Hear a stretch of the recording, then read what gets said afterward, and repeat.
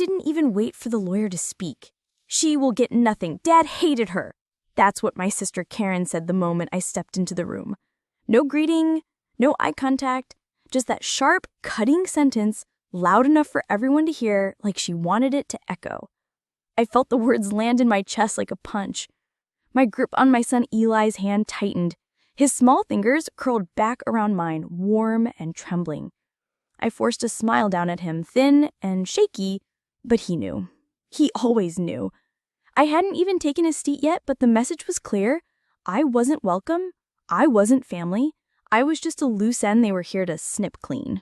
Karen sat at the head of the table, perfectly poised in a gray pantsuit, her dark hair scraped into that tight bun she always wore when she wanted to feel superior. Her lipstick was sharp red. Classic Karen war paint for a battle I didn't know I'd walked into. Then came the voice I dreaded even more. My Uncle Rick, Dad's older brother. He let out a dry laugh.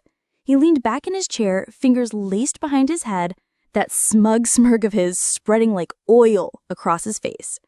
Even her kid knows she's worthless, Rick muttered, nodding toward Eli like he wasn't even human.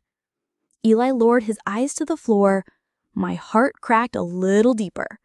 Around the room, a few heads nodded. My cousins, old neighbors, family friends I hadn't seen in years, people who'd long since picked sides, and I wasn't on theirs. I swallowed hard. My throat felt like sandpaper. The air was stale with the smell of dust, leather chairs, and whatever overly sweet perfume Karen had bathed in. I could feel my pulse in my ears, loud, hot, humiliating. I led Eli to the farthest chair at the end of the long mahogany table, away from the pack. The chair creaked when I sat. Eli climbed up beside me, his legs swinging above the floor, his hands folded in his lap like he was trying to disappear.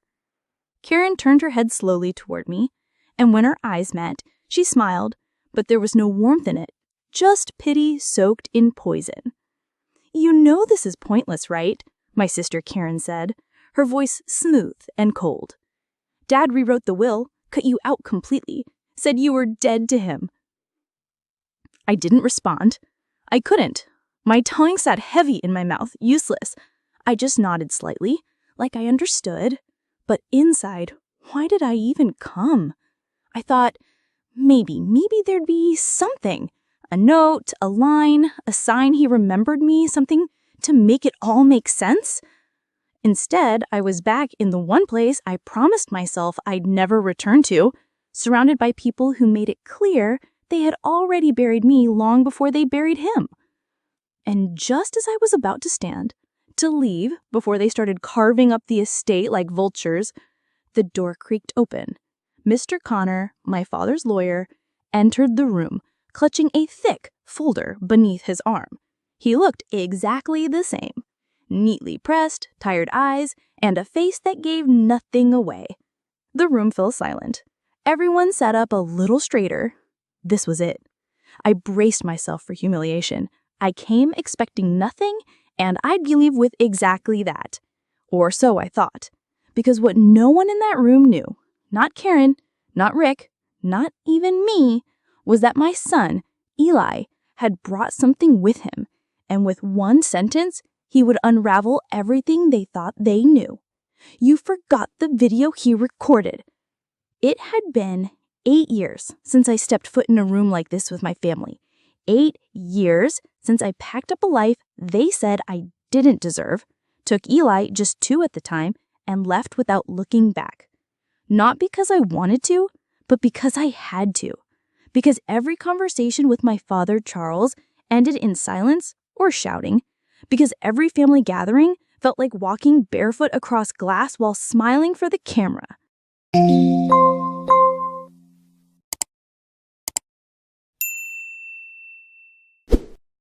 But now I was back in a room that still smelled like cigar smoke and old anger. The irony? I didn't even know I was invited to the will reading. The envelope showed up 3 days after the funeral. No note, just the date, time, and address in Connor's formal script. For a moment, I wondered if it was a mistake. Maybe they meant to send it to Ken, Or maybe it was just a cruel final joke. But Eli wanted to go. He looked at me with those wide, soft eyes, his voice quiet but certain. "We should go, Mom," he said. "Maybe there's something you need to hear." I don't know how a 10-year-old can carry that kind of wisdom, but he does. Sometimes I think he sees the world in ways most adults never learn to. So we came. I wore the plain black dress I hadn't touched since my mother's funeral, and he wore a little button-up that he picked himself. I braided his hair that morning with trembling hands, and he told me I looked beautiful. He didn't know I had barely slept, that I was terrified to face the people who'd treated me like a ghost for nearly a decade. I knew what they thought of me. Karen, the perfect daughter. She stayed, she helped, she took care of Dad. She made sure everyone saw her doing it too. She told the story so many times it became gospel. Julia abandoned the family. Julia couldn't handle real life. Julia ran away. They never asked why I left. They didn't know or didn't care that Dad stopped speaking to me after I refused to stay in a marriage that was tearing me apart. That when I showed up on his porch with Eli in a suitcase, he shut the door without saying a word. That the one person who was supposed to protect me from the world had become another wall I had to break through. Uncle Rick didn't help. He was Dad's echo, always repeating the same bitter phrases. Family doesn't quit. Blood is loyalty. Don't come back crying. And Karen, she soaked it all up and turned it into a script she could weaponize. So I stopped trying. I built a quiet life for Eli and me. We didn't have much, but we had peace and love and laughter. Still, part of me held on to the smallest, most fragile hope that maybe, in the end, Dad had seen something, regretted something, left something behind. Maybe that's why I opened the envelope, why I showed up. But now, sitting in that room surrounded by hard eyes and smug smiles, I felt foolish for hoping. Eli hadn't said a word since we sat down. He sat straight, hands in his lap, eyes scanning the room like he was studying each face. His calm unnerved me a little, like he was waiting for something. And then Mr. Connors cleared his throat and opened the folder. I leaned back in my chair and whispered to myself, "Just get through this. Don't let them see you break." But Eli, he was sitting on something bigger than grief. And before this was over, he'd prove he was the only one in the room truly listening to my father. Mr. Connor cleared his throat again, the way lawyers do when they want the room's attention, without actually asking for it. He adjusted his glasses, flipped open the folder, and began reading the will like it was just another Tuesday. I barely heard the first few lines. Generic legal stuff, estate definitions, executive declarations. My mind was spinning, not with what he was saying, but with what I knew was coming. He wouldn't say my name. I was sure of it. Still, every time he paused to turn a page, I held my breath, like maybe, just maybe the next words would be different. Maybe he'd surprise me. But no, it was all the usual suspects. To my daughter, Karen, I leave the primary residence and all its contents. Karen's face didn't move, but I could feel her satisfaction like perfume wafting across the table. She glanced sideways at her husband, Neil, who gave her a smug little nod like they were already planning renovations. And to my brother, Rick, the lake property, and all remaining shares in the family business. Rick leaned back farther in his chair, arms folded, chin high, like a king surveying his newly acquired kingdom. I watched him slide the cigar back between his teeth and bite down gently, like he'd already won something. Something to Paul, my nephew, the vintage car collection. Paul, the cousin who once locked me out of my own room at age 9 just to watch me cry. That Paul. I bit the inside of my cheek to keep my face from cracking. I could feel the tears gathering behind my eyes, hot and sharp, but I didn't let them fall. Still, no mention of me. Not even the footnote. Then came the line I'd been dreading. And as previously declared, my daughter Julia will not receive a portion of this estate. There it was. Simple, final, like a closing door. I felt like I'd been punched in the chest. Eli's fingers slipped into mine under the table. I hadn't even realized my hands were clenched in my lap. His touch brought me back, anchored me before I drifted too far. I could feel my heartbeat behind my eyes, my skin burned. And then came the whispers, low but intentional. Karen let out the softest scoff. "Told you," she muttered to Anil. Uncle Rick shook his head like it was all so predictable. "Takes a certain kind of person to walk away from her own father," he said, louder than he needed to. The others, the cousins, the so-called family friends, didn't say much, but their silence was just as loud. I stared down at the wood grain on the table. The lines twisted and spiraled, almost hypnotic. It was easier to look at that than their faces. I could hear my own voice inside my head, flat and hollow. Why did I come? Why did I think he'd remember me? But then Eli moved. He let go of my hand and sat up straighter. I felt the shift before I saw it. His voice cut through the tension like a tiny blade, soft but unshakable. "You forgot the video he recorded." The room froze. Karen blinked. Rick turned. Mr. Connor paused, pen still hovering over the page. I turned to Eli, confusion flooding my brain. "What video?" I asked, barely above a whisper. But Eli wasn't looking at me. He was looking straight ahead, steady, certain.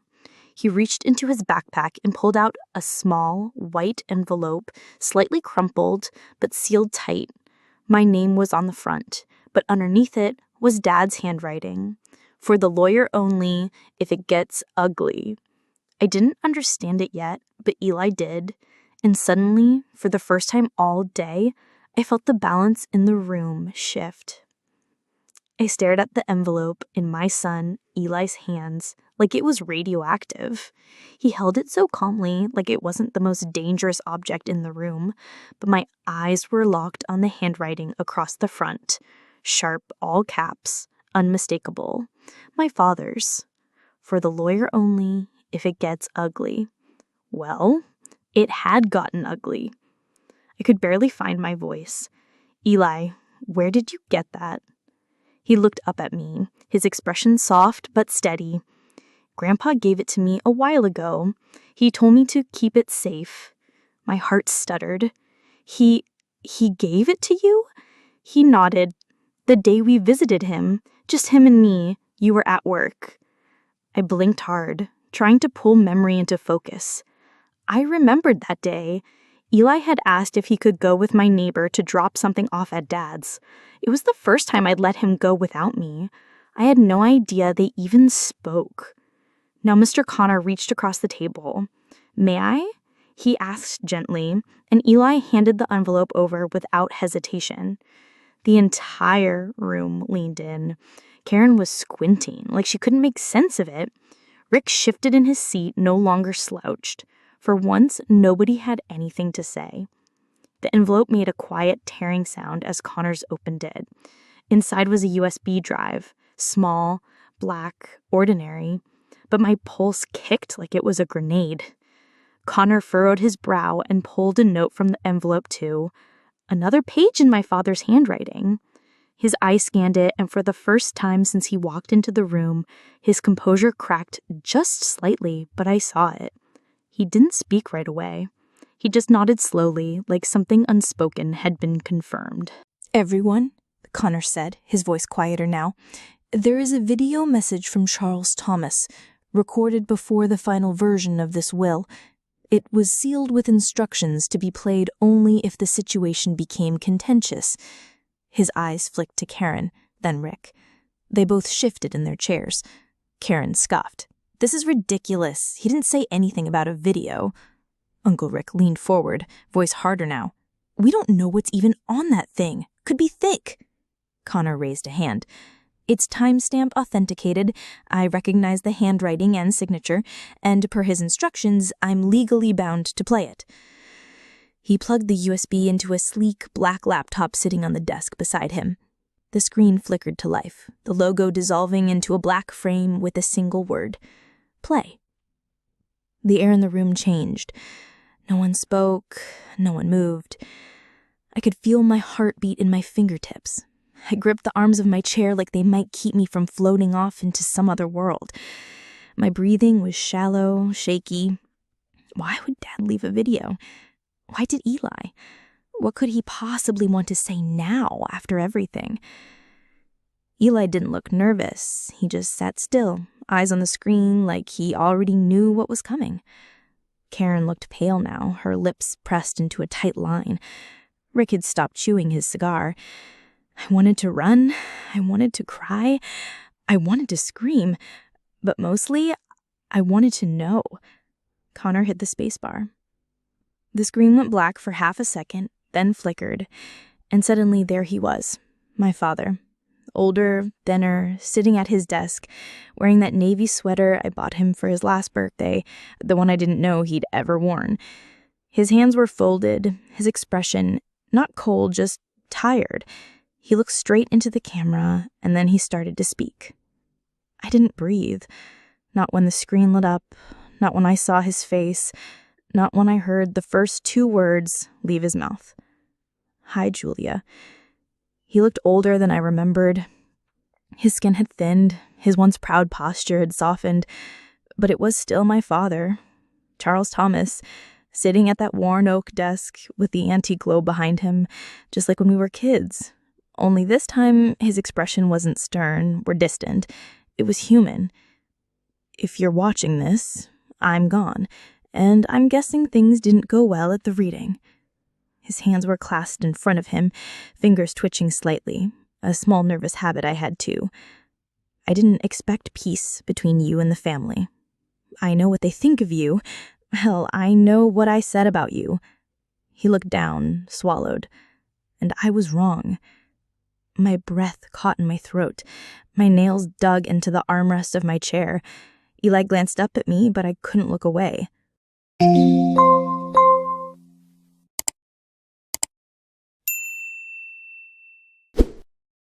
I believed what Karen told me. I believed Rick.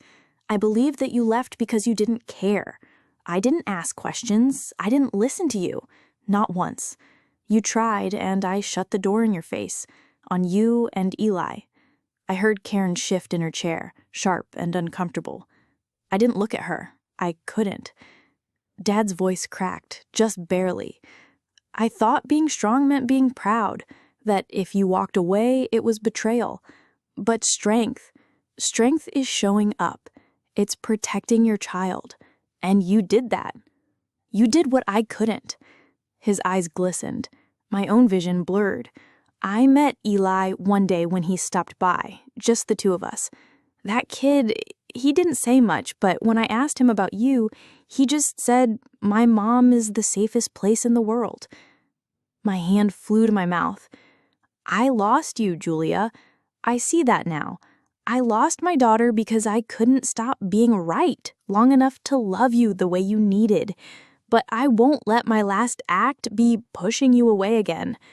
He cleared his throat and looked straight into the camera, steady.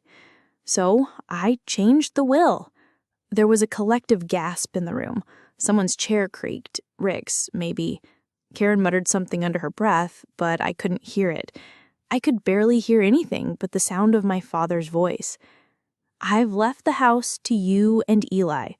The savings, the retirement fund, it's yours. And a college trust for Eli. I know it doesn't fix what I broke, but I want you to have the peace I couldn't give you when I was alive. He paused, then leaned slightly closer to the camera. And if they're angry, let them be angry. You earned this. You lived through all of it and never stopped being a mother. That's more than I ever managed. A lump formed in my throat, so big I could barely breathe. I'm proud of you, and I love you, Julia. Always did. I just didn't know how to show it. And then, just before the video faded to black, he added quietly, "Take care of my grandson. Tell him thank you." The screen went dark. No music, no transition, just silence. Pure, still, holy silence. Around me, chairs squeaked. Someone sniffed, but I didn't move. I sat there, hand over my mouth, tears slipping down my cheeks, feeling like something I didn't even know I was carrying had finally been lifted. After all the years of noise, of blame, of exile, of silence, he heard me. He finally heard me. And in the quiet that followed, no one could take that away. No one spoke when the screen went black. Not Karen, not Rick, not the cousins or the family friends who once smiled politely while ignoring the weight I carried. Even Mr. Connor sat still, his hand frozen above the mouse, as if stopping the video had also stopped time. And maybe in a way it had. I don't know how long I sat there. My hand was still over my mouth, my cheeks were wet, but I hadn't noticed the tears falling until I felt Eli's hand slip into mine again. He wasn't crying. He just looked up at me with this small, knowing smile, like he'd been waiting the whole time for the truth to finally find a voice. I leaned down and kissed the top of his head. My heart ached of something too big for words. Love, relief, grief, all knotted together. Across the room, Karen stood abruptly. Her chair screeched against the floor. She picked up her bag with shaking hands and walked out without a word. Her husband trailed behind, red in the face, mumbling something under his breath. Rick stayed seated longer, jaw clenched, eyes fixed on nothing. When he finally stood, he looked at Connors like he wanted to argue, but even he knew there was nothing to fight. My father had spoken. His truth was now unignorable. The others followed, one by one. Some couldn't meet my eyes. A few offered quiet nods. Pity or maybe respect, I couldn't tell. Soon, it was just the three of us left. Connor gently closed the folder and cleared his throat. "There will be some paperwork," he said, his voice softer than before. "But everything's in order." I nodded. I didn't know what to say. What could I say? He gave a small, genuine smile and left us alone in the room. The silence that followed wasn't the same kind I had grown used to. This silence was peaceful, whole, like something had finally settled into place. I looked at Eli, still holding my hand, still looking at me like I was the strongest person in the world. And maybe in his eyes, I was. But he was the one who saved me, who carried that envelope like it was just a piece of paper, not the truth that would rewrite everything. We stayed a little longer. I don't know why. Maybe I just needed time to breathe. Maybe I wanted to sit in the one room where, for the first time in years, I felt like I belonged. I kept hearing Dad's voice in my head. "I'm proud of you." 3 words I thought I'd never hear, words I needed more than I ever admitted. I thought about everything I'd carried, years of silence, of being blamed, of being erased. And now, I wasn't erased. I was seen, heard, remembered. I looked at Eli again. "Thank you," I whispered. He tilted his head. "For what?" "For being braver than me," I said. "For holding on to something that mattered." He smiled. "I just wanted you to hear him."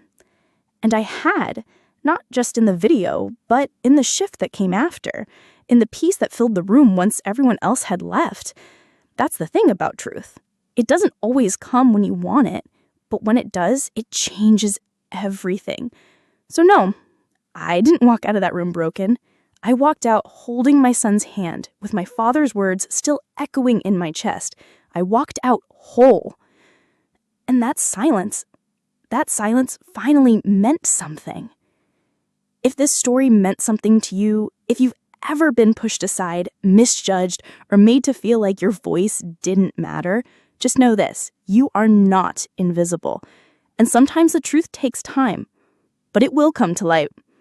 If you felt something while listening, please give this video a like and share it with someone who might need to hear it too. Stories like this only reach the people who need them most when you help them travel. And if you want more real, raw, and emotional stories just like this, don't forget to subscribe to the channel. There is so much more to tell. Until next time, stay strong, stay kind, and remember, your voice matters.